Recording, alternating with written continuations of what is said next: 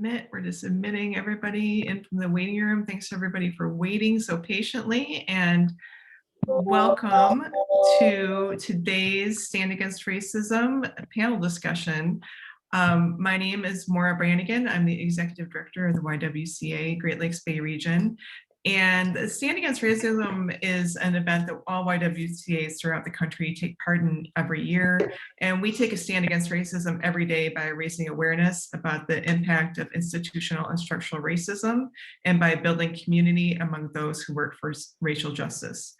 Standing Against Racism provides the opportunity for communities across the United States to find an issue or cause that inspires them to take a stand against racism and to unite their voices to educate, advocate, and promote racial justice.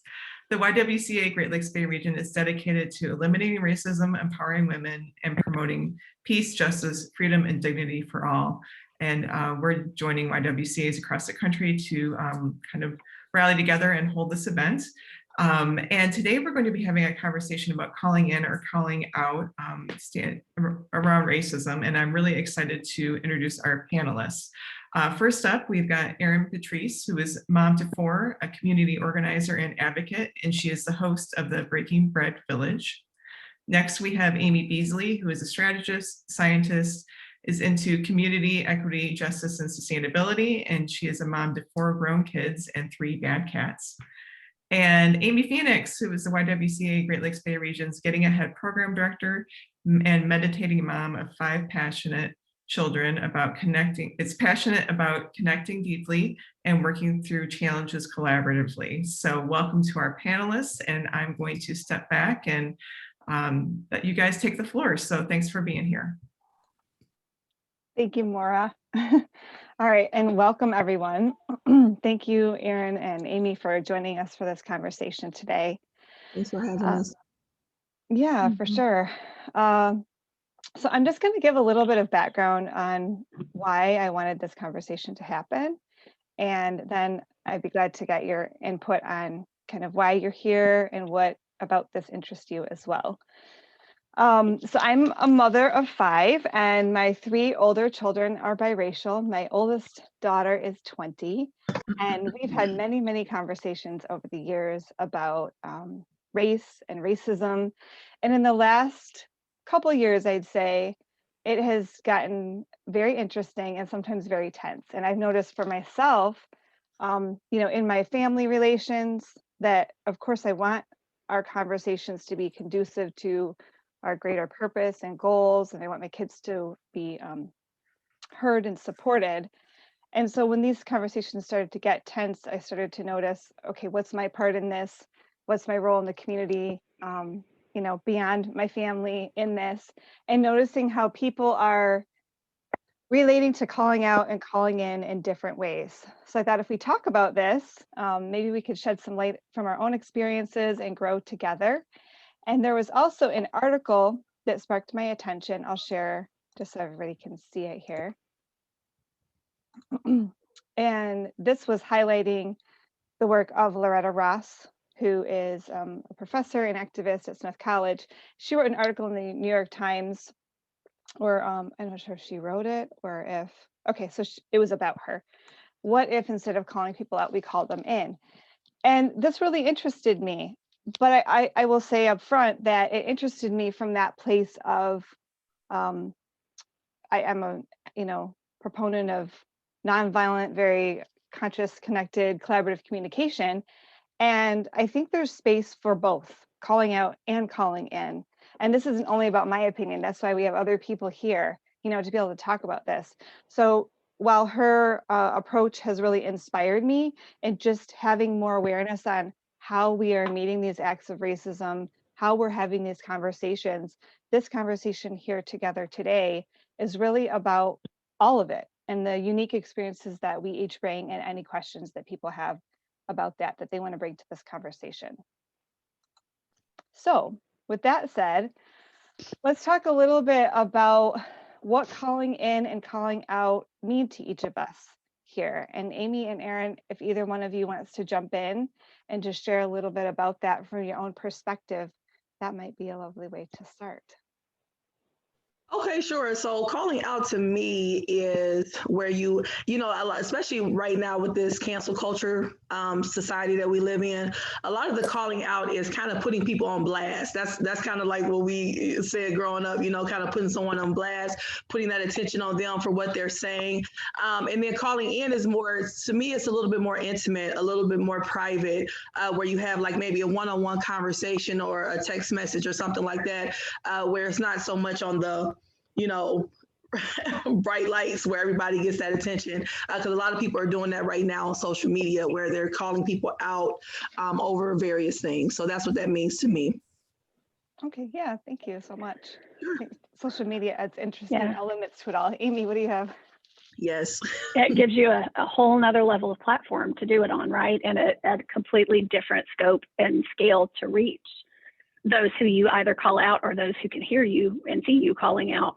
And it lasts into perpetuity, right? It doesn't go away. So it definitely is different than, Erin, what you and I experienced back in the day when it was, in the lunchroom getting called out for what you said about somebody's friend, right? It's a whole nother level. I agree with you. And I think for me, I actually really liked the way that the professor defined these in the article. It was pretty straightforward. And that key element that you honed in on, Erin, is big for me, and that's relationship.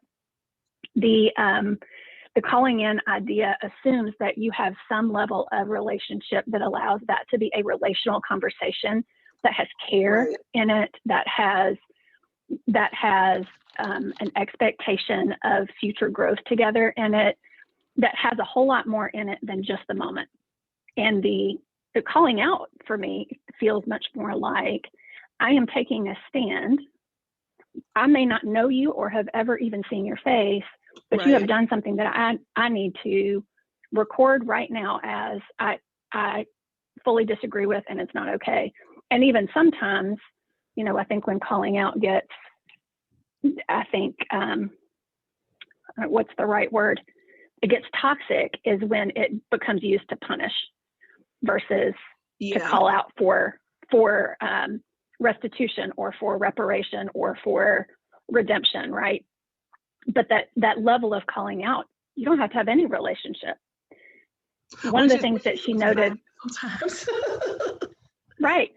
And one of the other things she noted that I thought was that I'm still sitting with, I thought was really good was, in that calling out space, there tends to be a lot of anger associated with it, which may be very just anger. Maybe it may be incredibly appropriate and righteous anger, but it's easy for that to cross a line into a different kind of anger.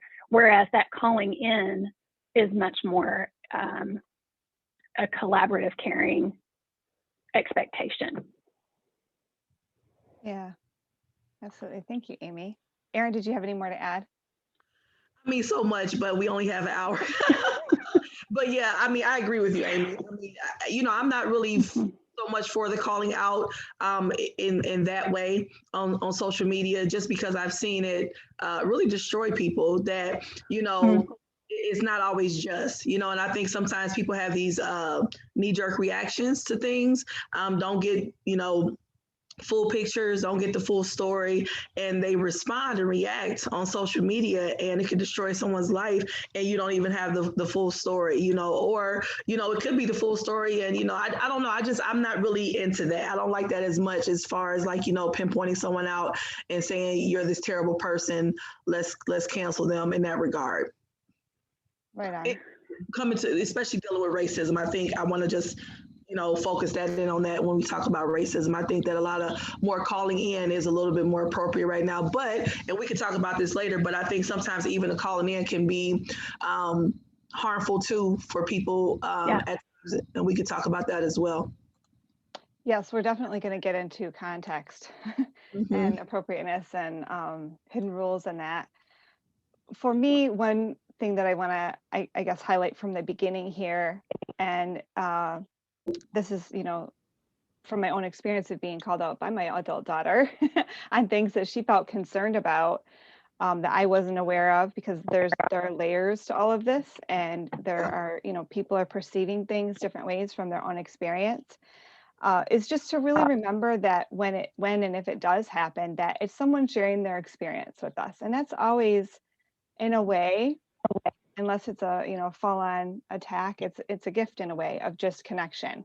And that person sharing, this touched me in this way, when you came across this way, it impacted me this way. So for us to just be really open to listening and receiving, and then continuing that connection and communication in the relationship to clarify or to further understand, see, is there something that I can do that would help this be different, or change it in a positive way for the relationship. Obviously that isn't getting into the outright attacks on people's character and canceling them entirely, because that's pretty drastic. But depending on what the situation is, our family situations were not that kind of a thing. So it's easier for me to say this, but still, just be willing to receive it as information, and possibly something that can help have even a more conducive, connected relationship with another person, or group, community, depending on what's being brought to the surface. So calling out and calling in can both be, I think, beneficial. And the layers to it, as far as like social media goes, like you both spoke to, that is something to really consider, I think, in the bigger picture of like, what's my purpose? So maybe if we're on the other end and we're trying to call somebody out, what's my real purpose in this? Is it just expressing, or am I trying to connect? Am I trying to support this person in understanding and learning more about themselves and the way that they're coming across in the relationship? So that's my little 2 cents right there. I love that, Amy. And you've said this a couple of times as we've been walking and talking together in the last few weeks about how to really reframe that as somebody sharing their experience with us in that moment of vulnerability that we have to honor. And I just wrote it down because I need to hear that over and over in my own life, right? I need to be able to apply that more effectively to my own kids. And so I have it on a Post-it note because that's a gem. Yeah. Oh, she wanted. It takes We some prayed and then she dug up to one of her. receive and to my experience, move through defensiveness sometimes, depending on the context and what's being said in that. So when I noticed that my own defensiveness was getting in the way of relationship with a cherished person in my life, I had to sit with that for a little bit. And we can broaden that out to our community and other people, and just, okay, what is my defensiveness teaching me about me and about the situation, and what's really valuable to me? And what it really brought me to in these conversations with my beloved family member was, I feel such a deep passion and deep sorrow about these issues that I just have to acknowledge that in myself, with myself, and then in ways that she can handle, but not when she's trying to share with me what's going on for her. It's like, okay, listen. And then, are you open to me sharing my experience with you on this as well? And there are some interesting complexities when you have, biracial or multiracial family, or just people from different backgrounds, even, we talk about in our Getting Ahead Women's Economic Empowerment Program, the different classes and that. And so there are hidden rules that we all operate by. And when we don't follow those rules, there's a sense of disconnectedness from that belonging that we fundamentally as humans need, number one. And then we're also going to need it, in our schools, in our workplaces, just in the communities that we live in. So that's another piece of this that we're talking about, and I think will just be a common thread throughout our conversation today, is how can we both respect the hidden rules and be willing to break them in a sensitive way when possible, anyways. So, okay, let's talk a little bit about what purpose that calling in and calling out really serve in the short and long term of creating inclusive, supportive, and collaborative community. Because part of this conversation is to support building the courage to do it when you see something or hear something. And also, why is this important? Not only now, it's been important for a long time, it will be important going into the future. But what do we see as, some benefits and just encouragement for this process of calling in and calling out in the short and the long term. Yeah, Amy. Oh, I was waiting on you to tell me. This is interesting to me because I'm an Enneagram 8, and if any of y'all are familiar with the Enneagram, what that essentially means in this context for me is, as an 8, what may feel like conflict to some, for me feels like constructive unpacking. So that's a method for me to get to the real root, the truth of what is happening in the world around me, to understand it, to be able to analyze it, and then to plan action out of that space of truth. So that's my normal lens for all of moving through the world. It has been a process for me to learn as an adult, and I'm still learning, that it doesn't feel like that for most people. That instead, for many, it kind of falls on the other side and feeling more like destructive conflict versus constructive unpacking. And so I just say that to say I approach all of this with the expectation that it's going to be productive and positive, and that it's going to come, that there will be resolution that comes out of it, and that I get to determine what that is. And so having that mindset, that and it's not, that's just innate for me because of how I'm wired, but having that mindset is something all of us can do, to expect that. So I think if we're looking at where this fits for me into short and long-term community, it's really in the space of equipping.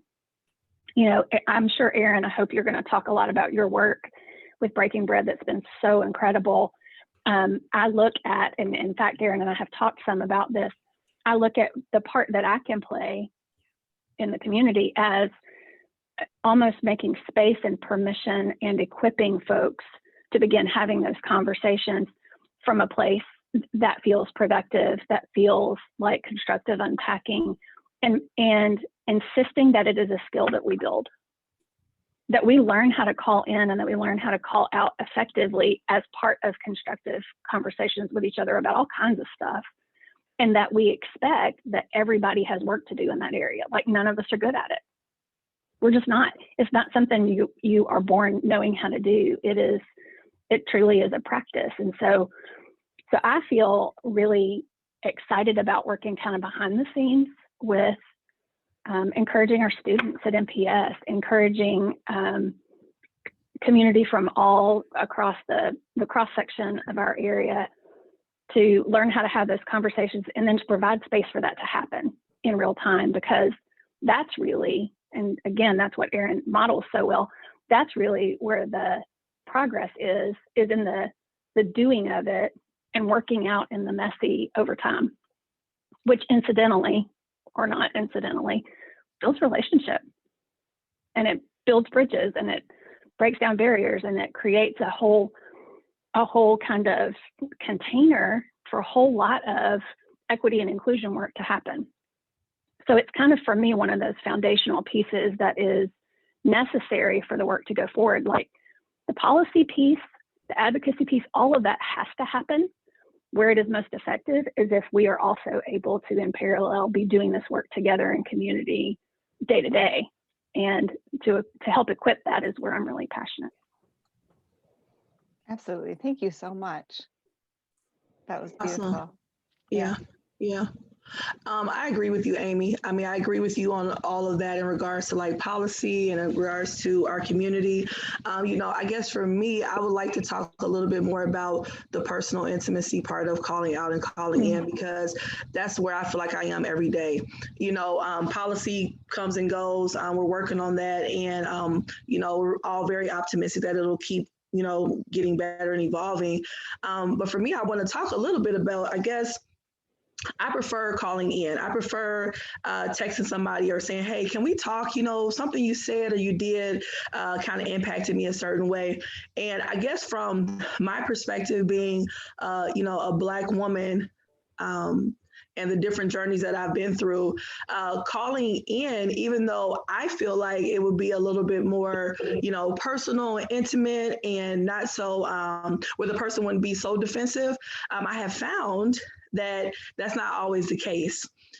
People don't like that. People don't like to be exposed or confronted, even when you try to do it in the most, gentle way, because I really believe that for all of us, when we see ourselves, it's uncomfortable when someone points out something about us that, and we have to actually like be honest with ourselves and say, oh man, wow, I didn't realize I was this way. I thought that I was that way, because especially, and I don't want to make this too long, but especially when this person is an advocate for certain communities, right? And they're the ones saying, all those people over there are racist, they're racist.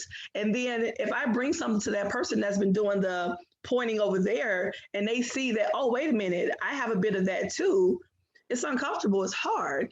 And I found that for me, it puts me in a really bad space, because if I come to you if I come to you in a personal, intimate way, it's because I feel like we have that personal, intimate relationship and I feel safe coming to you. But then when it becomes this defense, where it's like, well, that's not me, or, well, I do so much of this, or in case of point, I think we talked about this while we were walking, that, even with the recent shootings, right? And we can talk about that quickly.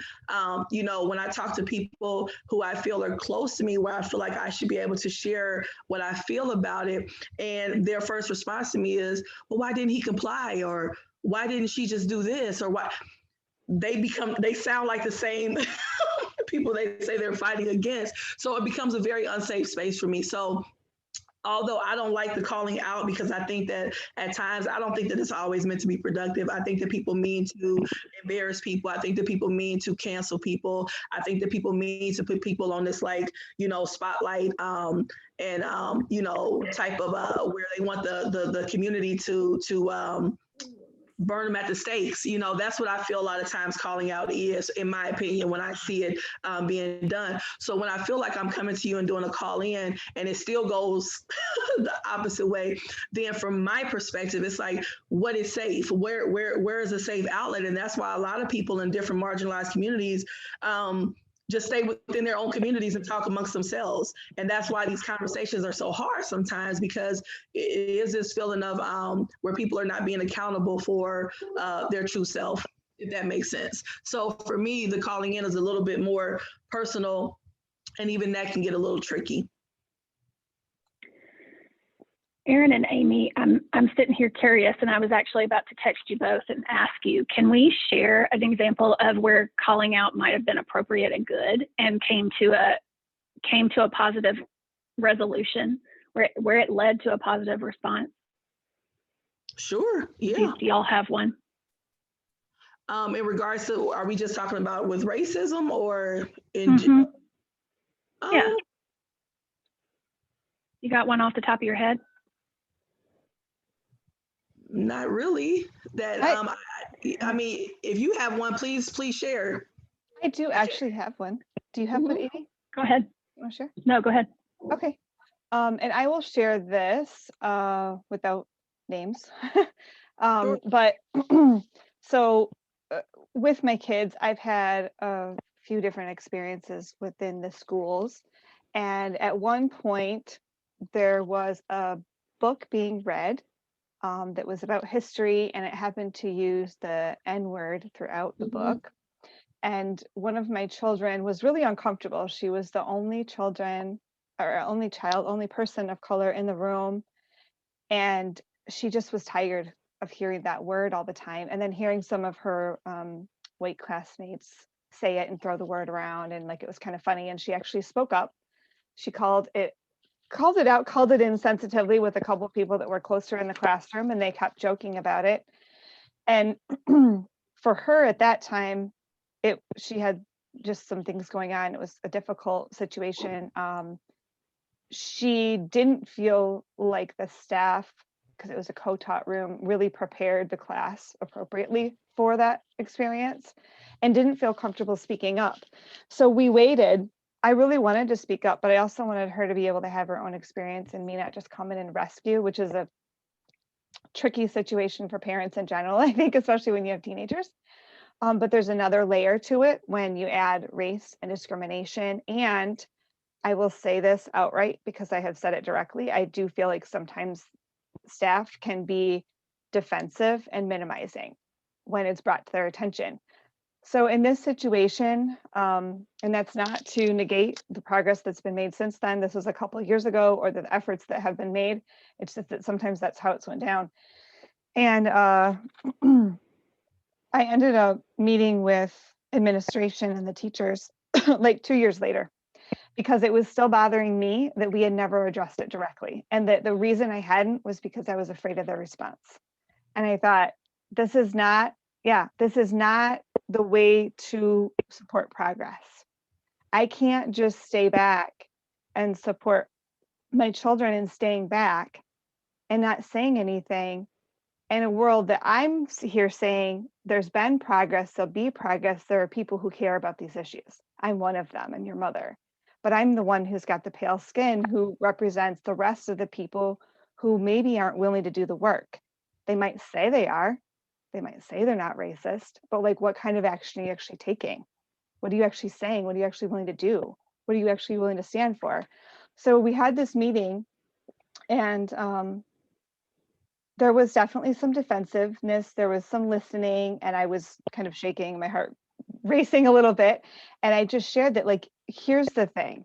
You had an opportunity to connect with the one student in your class who was what this resource was trying to convey knowledge about. And for that student, the way that you went about it by reading that word outright and not abbreviating it, offended, and like she tried to deal with it on her own and really wasn't comfortable coming to you directly. That part's on you. That's on you to address, you to change, you to hear me coming this much later to talk to you about. So in that room at that time, I do feel like there was some listening, some reception, but a lot of defensiveness, honestly. And I didn't know what would happen about it. About a year later or so, one of the staff got in touch with me and said, thank you. Thank you for speaking up. What you shared that day really impacted me, and we are making some changes about that resource and then some other things. So for me, that was an experience that I was kind of afraid to have, but I knew we needed to, and it came back around that at least one person in the room was impacted in a positive way, such that they're also bringing about changes and considering the impact of what that was for at least one student. And who knows how many other students are simply not saying anything because of exactly what you said, Erin. Like, we are going to be self-protective. People are going to be self-protective, and people who are facing racism have an extra heavy layer around that. So yeah, and I thank you for sharing that. And that's the thing that's so tricky to me about the calling out and calling in, because in that instance, even though it's like a call out, that to me, I see that as like a call in, because you shared that intimacy, that even though it was with the, you know what I'm saying? When I think of call out, I think of social media. I think about this broad, big, almost where you put the person on display. And I guess that's the differences for me, but yes, I remember that situation. I know NPS has had several of those situations where they've been kind of called out, so to speak. And you try to call them in, and some of this has helped and some of it has not. So Amy, you have something? Yeah, no, I agree with both of y'all. I think I have been on the receiving end of being called out in ways that were really destructive. And it produced, and not to go into the whole backstory because it's a long one and complicated, but it was very public, and it was, and I didn't see it coming. I was totally blindsided by it, because I am, in my mind, I'm one little person in Midland, Michigan, in the middle of the state. And I don't feel important enough to even garner notice, much less getting called out. But it happened to go through the chain and get picked up by a much larger group, and it was incredibly painful. And what that actually produced in me, versus defensiveness so much, was a complete shutdown. It was, I don't belong in this work. I am overstepping my bounds as a white person, and I should never have opened my mouth. And it didn't matter what it was said or done, just in the conversation period at all. And so it took me frankly quite a while to kind of pull out of, and that wasn't that long ago, to pull out of that in some really hard, courageous conversations with my boss, with other women that I really admire and respect who speak into my life regularly, who said, we need you to rethink this, consider the source, consider the context, understand the motive and the intent, which actually was a pretty negative one that was meant to draw notoriety to the person who was calling, right? Much more about them than about me, because I didn't matter in the grand scheme. It was for them to vent. And I had taken it much more deeply than was reasonable. And it had shut me down for all of the good things that I could and should have been doing in my own space, where I did have relationships and impact and things that were positive and helpful. And so in the end, I think it made me better, certainly more resilient. And I heard lots of perspectives I needed to hear. The end result was, Amy, you need to define the space that you choose to take up. And everyone has a place in this work, because we need all hands on deck to do this work. And you need to just make sure that you have the right people in your life who are going to call you in when you need to be called in. But it took a long time to get there, and had somebody instead come to me through a private message, even in social media, and said, hey, I don't think you realize how this might look to this certain person. You might want to reconsider that or reword it, or this is what this sounded like to me. Were you aware? Would have had a completely different outcome. And so I worked through it, and it wasn't really about me, but that calling out piece is really tricky. I'll still stand by, there are times and places for it, for sure. And certainly when you've been trying to call in for a while and nobody's listening, it's time to call out. Yeah. We got to do that. I wanted to add something too, from me being a Black person. I just want to say something real quick, because I think sometimes, especially like Amy Phoenix, the story you told about, that was your daughter, but within, especially in this community, there have been times where, white allies have taken storm and did a lot of calling out, not ever really thinking how that will impact the person they're fighting for. There's no conversation like, are you comfortable with me talking about this? Are you comfortable with me going to the teachers? Are you comfortable with me going to the principals? Are you comfortable with me, calling the Channel 5? There have been instances here, especially within this city, where people have thought that they're doing the right thing. They call out, they do all this, and they're not even thinking about, okay, how is this Black child that now is going to be the center focus of this hostility, of this anger, of, revenge or retaliation. And I think sometimes that's when we have to kind of take those steps and just kind of be still for a moment. Think about everything as a big picture. And then that's when you first go to that person and say, hey, are you comfortable with this? Because everybody doesn't really want that fight, because as you stated, Amy, when you're the only person, in your, workspace, when you're the only person in that classroom, on that football field, in that football team, and you're the only person. And then now you have these rallies of people, bringing all this attention to your specific story. But you're the one that has to deal with that. And I think that's sometimes what people don't realize in the calling out. And that's the perspective I'm coming from, is that we have to really think about that sometimes before we take those stands. That's so good. Oh, yeah, absolutely. What you both shared is so powerful. Amy, I just want to note that shutting down is huge. And I feel like, Erin, that's probably what you speak to when you say that the calling out and the canceling culture can be inhibitive to the growth of the progress that we're actually trying to make. And I've honestly, in my own situation with the tension around some of the conversations we've had, I've had those same questions of like, okay, where do I show up in this? And a lot of growth with my daughter, but where and how do I actually speak up and share? And Erin, when you said that about, for those of us that are passionate, we do want to see change. We want to speak up. If you could wave a magic wand, you'd have everything be different than it is, which of course Yeah. none of us have, but we do have our voice in the moment. We have our heart, and going to the source, Yeah. really seeing who am I supporting here? Yes, I have my children, but still, like, each one of them is different. Yeah. And I've, they've come to me and been like this, and many times at a certain age, don't say a word to the staff. I will handle this myself. Or like you said, I'm not going to say anything because I don't want the backlash. And that's fair. Just watch anything about any of this anywhere, and we see what happens. You'll have the criticism, you'll have this, that. I mean, we had a peaceful kneeling protest during an anthem, and the students literally got death threats. Yeah. There's a reason why attention, huh? That's heavy. Yeah, that's really heavy. Yep. There's a reason why the attention brought is, like, we need to be very careful, very intentional, and yet courageous. So, being able to call in while calling out, or like you said, Amy, so powerful, having people that are in your circle that will call you in and also just support you in the whole process, because there's so much emotion to this.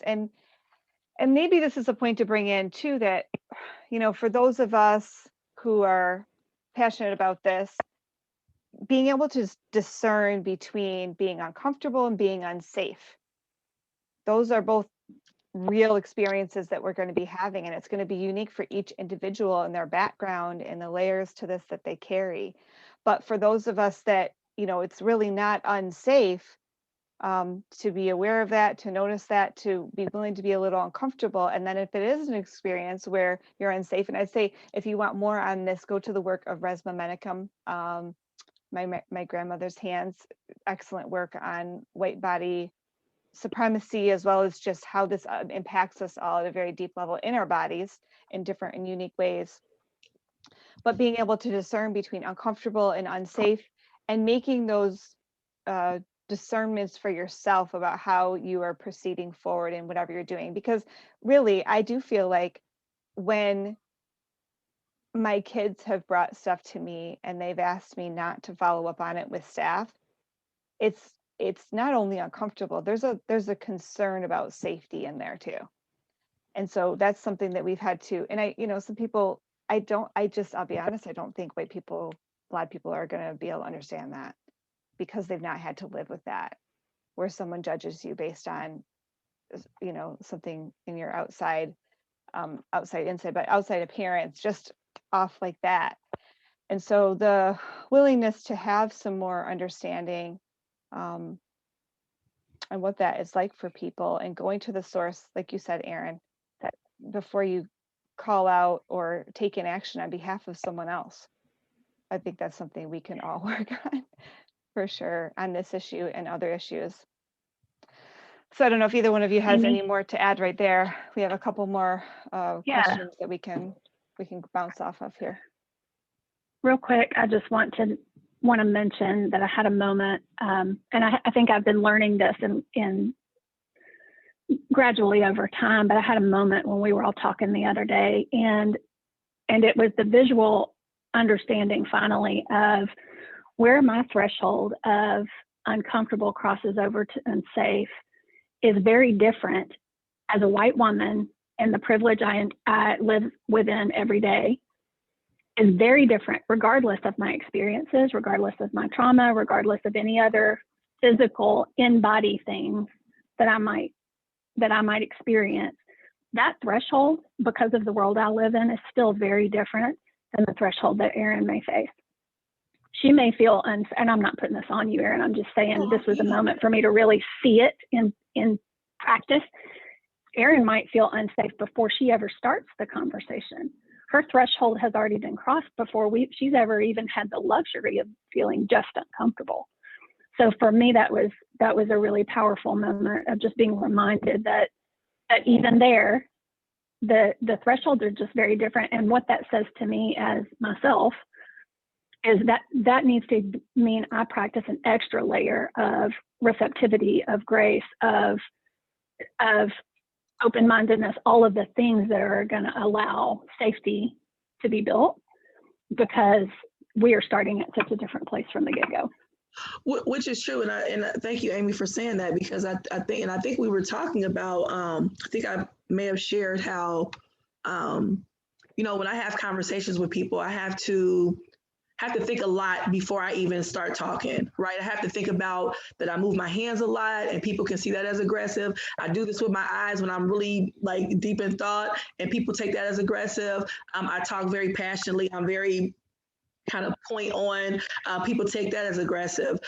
Being a Black woman, a tall woman, and a full figured woman. So you have all these different things. So before I even start talking, I have to think, okay, let me make sure my tone is okay. Let me make sure I'm not looking them too much in the eye, because I always was taught to look people in the eye. People see that as threatening or intimidating. So it's all these different factors, even with my 4 sons, that I had to talk to them about when they were out and about, in the world, even, when they were children, when they were younger. I had to have these conversations with them on how people already have these preconceived mindsets about them. So you have to already battle that before you even open your mouth. So, and then once you start talking, then you're thinking, okay, how is this going to be read? And this is why you're trying to call someone in, or call someone out. So it's all these different factors that go into conversations that I feel that I've had to kind of work on and protect myself from before I even start talking. And it's just exhausting. And that's the part that, when we talk about, rallying around someone is not always kind of, how do I want to say it? Unleashing your own personal guilt. People have their own personal guilt, right? With being white. And I always tell people, stop apologizing for being white. You don't have to apologize for that. And I understand why people do it, but we're all who we are, and I think that's beautiful. But I think that people carry this guilt, right, when they start to understand history and they understand the legacy that people have left to them, being a white person. And when you start to see that, you hold on to this like, oh man, I have to, kind of get this right some kind of way. I have to like do my part, and that's beautiful. But what happens is sometimes people take that token and they go, and they don't care who they're hurting on while they're doing that, because you have to understand that we're people, right, that have to live these lives every day. I've been harassed for being Black. I've been stopped by the police for being Black. I know it for a fact because I wasn't doing anything, and they questioned me on why I was going through their town, as if I couldn't drive through a town, why? So it's different things that I've gone through myself, and my children have gone through, Black men that I know have gone through, that I've seen and witnessed with my own eyes, that people don't understand that once you make those calls, once you do those emails, you have to understand that people have to live those lives when you get to go back home and be safe in that space. So we just, I always just encourage people to, when we do call in to the person that you're actually, working for, because if you're working for them, see where their level is, see what they want to have happen, see if they want to even do that fight, So, and I'm guilty of it too. I'm very passionate. I go and I want to protect and advocate, but I just encourage people to look at that part of it and don't make it about yourself. Think about the person that'll directly impact. Yes, ma'am. Absolutely. Well said. Yes, it's that wisdom of go to the source. Yeah, go to the source, and also I think that speaks to the concern about the performative allyship, where people may want to be allies but aren't thinking about really who they're allying with entirely. And it's not to say that those people don't have good hearts and intentions, but just checking in with yourself and checking in with that person or those people that you're connected with on that. So we have about 15 minutes left, and a couple of the other questions, we kind of have gotten into them. How to decide whether calling out or calling in is most helpful for a situation, like just things to consider about context and safety and purpose and intentions, outcomes that you're looking for. I always like to look at that. I don't always do that 100% of the time as well as I'd like, but thinking about what's the outcome I really would like here. And then if we have any other experiences of both calling out and calling in. So I'm not sure if the two of you have any more you'd like to add on any of that, but we could get into that too. Yeah, I may start, Erin, and then just I would love for you to respond, because I think we probably share some of the same context in some of these. But I feel like I am learning better how to call in well, and I am learning better how to receive being called in, because I have seen the importance of it. Because I now go into it with the expectation that this is, and I wrote your words down, Amy, because I still do need to practice. But the expectation is this is going to make me better. It's a perspective I didn't have, and I needed it. And if I mean what I say, and if I live in what I am walking and teaching, then that says all of those perspectives are important to consider. And that whenever we do that, our collective work is better. So I have to internalize that and do it for myself. I also don't want to leave us with at least from my perspective, I don't want to leave anyone with the assumption that calling out is just a bad idea always and forever, because I have seen a few times here in the last several years where calling out has actually been pretty necessary and effective. There have been a couple of board meetings where students have told their own stories, and I would have called that calling out, because it truly was a call. It was honestly a call out and a call to action, where students spoke, and that was really powerful. One where I heard teachers share some of their lived experiences, and how they had to walk wounded for a long time, and those became building blocks for change in specific people's lives, not to mention the places that they were able to impact. And so that calling out was actually, it was uncomfortable, but it wasn't unsafe for anybody, I don't think. Certainly wasn't unsafe for the people who were receiving it. It was very structured. It was expected, but the words didn't have any less power, and it wasn't any less necessary. So, and what came out of that was progress. So I think it can be done. Here's my only caution, though, is we've also seen in that same context sometimes when calling out has been done destructively. And it's because the calling, I think you called it checking in or calling in, Erin, that checking in beforehand didn't happen. So the people didn't go to the source and find out exactly what was already happening. They didn't go to the source and find out, hey, where are you really with this? And what do you want us to do on your behalf? And this wasn't, it wasn't a wrong action, but it wasn't done with full knowledge. And so therefore it hurt a lot of people. So there is that really necessary step that I think you said so well, Erin, about, just checking it out and not walking into a call out with such a strong righteous anger that we are blind to the other perspectives we need to have before we speak out. And I think the last thing I'll say is just that calling in, I think, needs to happen a lot from white people to white people. Yeah. We need to call each other in all the time. And that has been super powerful for me in my life, because I need to have those perspectives. That what that says to me is we are holding each other accountable, which feels like responsibility. Like, I don't want Erin to feel responsible for having to do that. It's exhausting for her. She said that even today. But I have my white friends that can call me in, and I want to be in relationship enough and be paying attention to enough in my friends' lives to be able to have that conversation and let it just be a conversation. To let it not have to be conflict and not have to be painful and uncomfortable, but to just be a conversation. And yeah. I believe wholeheartedly we can get there. Oh, we're not far off. Yeah. No, I agree with you. I do. I agree. And, it's interesting because I do want to make it very clear that, I do agree that, calling out is needed at times. Just like to always just make it mindful, because even in those situations where it looks like everything went well, sometimes it was a few years ago, and I won't bring up the situation, but there was a child that was the focal point of it. and they were the ones at home crying at night. They were the ones getting letters, notes from students because all this emphasis was put on their situation. They were the ones where the parents were like, this child wants to harm themselves because of it. And I don't want to get emotional about it, but people don't understand that part of it, that you then become the person that has to carry that weight.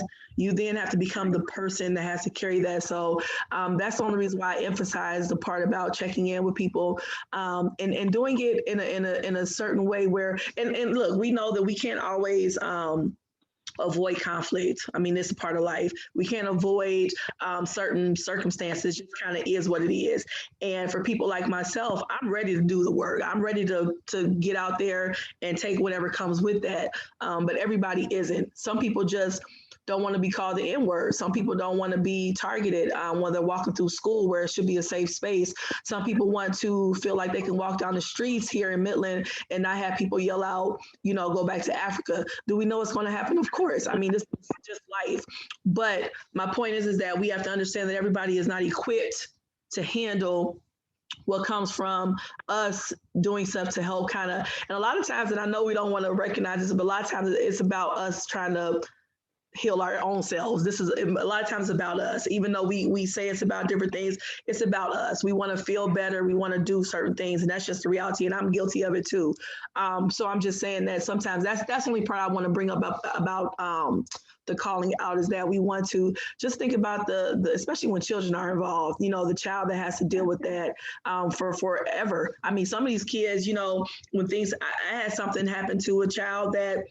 Because I get a lot of calls when things happen that happened when they were in middle school. I mean, they had to deal that followed them all throughout. I mean, because these schools are small here, when you really look at it, they go to the same schools with everybody. So we just want to be mindful of that when we do things to help ourselves feel better. To think about the person that is impacting, who has to carry that weight now. They have to carry that load. So. If you're not going to stay there to the entirety and rally with them forever or for a long time after, not just in that moment at that rally or not just at that moment at that protest, if you're not going to check in with them later and still be there as a support person, that's all I say, is to be mindful of that, if that makes sense. Yeah, that's great.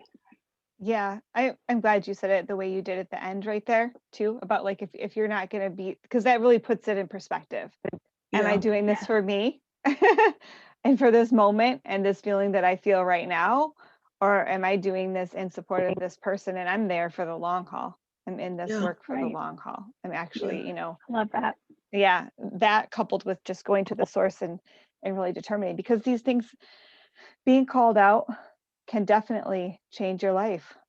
And it can be an experience that changes it for the positive, but it depends on your perspective. And we're talking about children, teenagers, people we don't know well.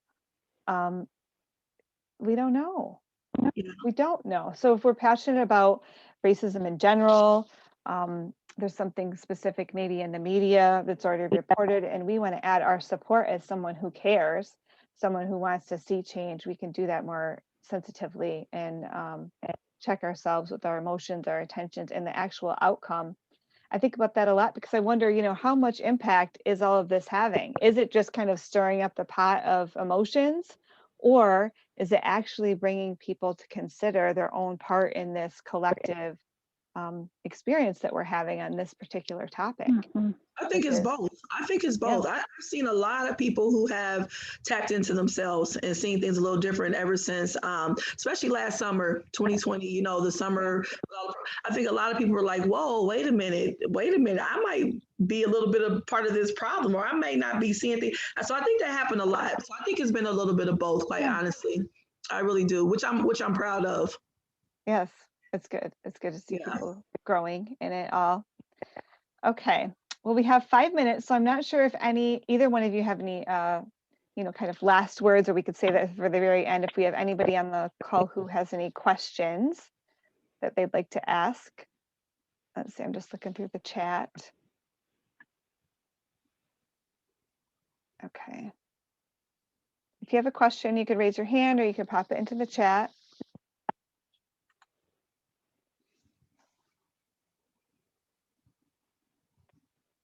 I'm not seeing any come up right now. So